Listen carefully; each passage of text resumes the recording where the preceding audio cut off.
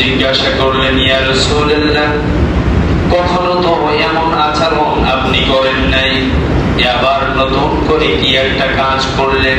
ইয়া রাসূলুল্লাহ, আপনি যা কিছু করেন সেটা তো সম্পূর্ণ আল্লাহ তাআলার পক্ষ থেকে ওহী।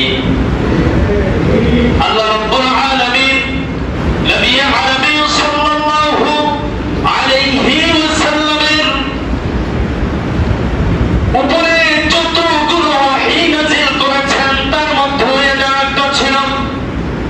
আল্লাহ নবী সাল্লাল্লাহু আলাইহি ওয়াসাল্লাম সাহাবীদেরকে বললেন, ও আমার সাহাবীরা, এই মুহূর্তে জিবরিল আমিন এসে বলল, ইয়া রাসূলুল্লাহ, আপনার নাম শোনার পরেও যারা মুখ বন্ধ করে বসে থাকে, আপনার উপরে দুরূদ পাঠ করে না, তারা ধ্বংস হন।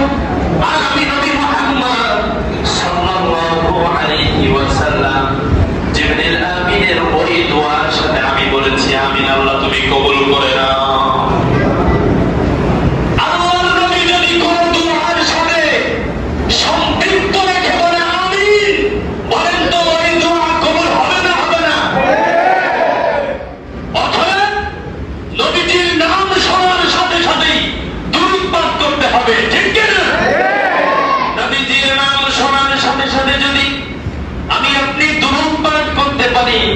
তাহলে কি করলাম রয়েছে? কবি বলছেন, নবীর উপর যদি কেহ একেবারে দুরূদ পাঠ করে, নবীর উপর যদি কেহ